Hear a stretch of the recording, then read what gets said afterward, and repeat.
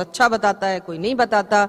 और इसके अलावा जीएसटी की अगर हम बात करें तो एक राष्ट्र एक नेशन एक टैक्स, तमाम टैक्सेस को हटाकर एक टैक्स लागू किया गया है जीएसटी। इसकी दरों को लेकर अभी भी मतभेद चल रहे हैं और इस पर लगातार काम भी चल रहा है। लेकिन आखिर ये दोनों चीजें हमारी इकोनॉमी को किस प्रकार से प्रभावित कर रही हैं, किस तरह से इन्फ्लुएंस किया है, क्या कुछ असर पड़ा है, इन दोनों का आज इस मुद्दे पर हम बात कर रहे हैं और इस बातचीत को हम आगे बढ़ाएंगे। लेकिन इससे पहले आइए जरा हम एक कर्टन रेजर देख लें कि आखिर जो आज का विषय है वो क्या है। आइए देखते हैं।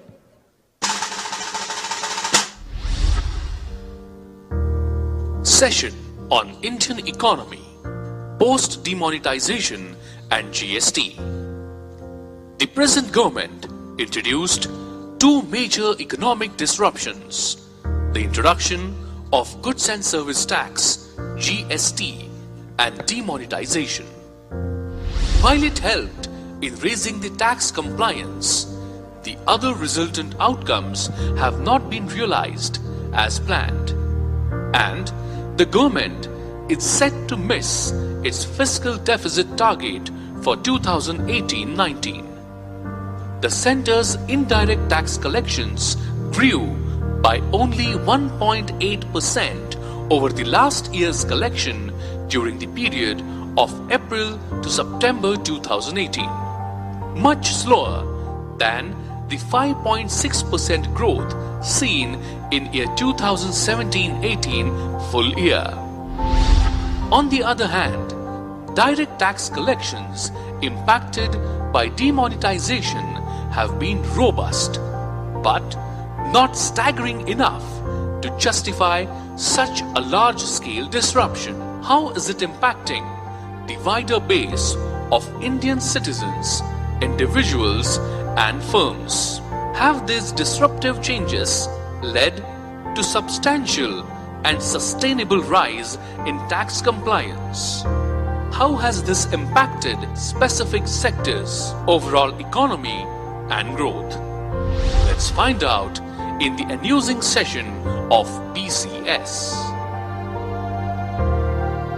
Okay, so let's gear up for the most important and I think the most talked about topic in India today, the demonetization and GST. And it's really important for all of us to understand what are the views of you student leaders before we go ahead in this particular session. And to begin with, I would like to invite Aditi Banerjee from Chhattisgarh, a student leader present among us, to put her views in front of us.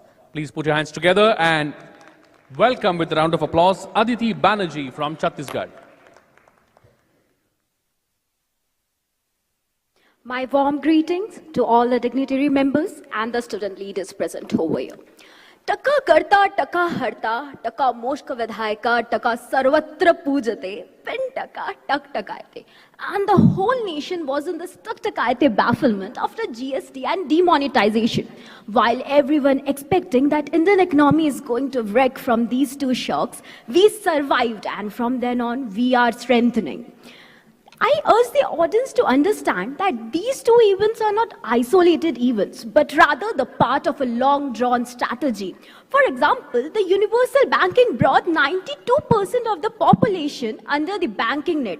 14% of the digital transaction were increased, and all these policies were promoted much before to cushion these shocks. And now the economy is more smoother and cleaner for the honest people.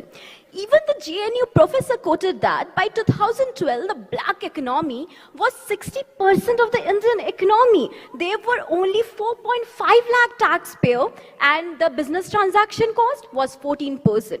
The rescue started at the end of 2014. After the implementation of GST and demonetization, the illegal economy started collapsing. Because of insolvency and bankruptcy code, now even the defaulters are compelled to pay back their loans. And from these deposits only, banks are recovering from crisis. They have recovered 3 lakh crore rupees from their NPA accounts. Some people argue that just because 99.7% cash has been deposited, hence demonetization, is a failure. They must understand that just because cash is kept in bank, it does not turn white. And now the government have all the information about the depositors and they catches the the dishonest one. With one tax, one nation GST, now the ease of doing business rank of India is 77 from 100th position. We have reduced our business transaction cost to 10%. We have also reduced our overall poverty headcount ratio by 25%. Now there is a lower unemployment number. But one may ask that what common people have got from this all hardship.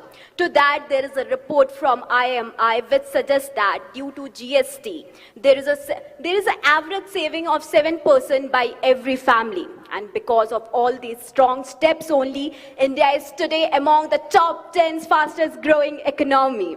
And today we have an economy which is sustainable, in which the higher class is accountable, the middle class is stable, the deprived class are becoming able. It's a very high time that we youths have a learned perspective towards the government policies and see how they are beneficial for nation building instead of falling to a political propaganda. We only have to bring our सोने की चिड़िया back. अंत में मैं अटल जी की कुछ लाइनें याद करना चाहूंगी. 15 अगस्त का दिन है कहता, आजादी अभी अधूरी है, स्वप्न सच होने अभी बाकी हैं, रावी की शपथ ना पूरी है. Thank you. Thank you very much, Aditi. Thank you very much for your views. I request Dr. B.S. Kuchekar to kindly felicitate and congratulate Aditi Banerjee from Chhattisgarh for her views.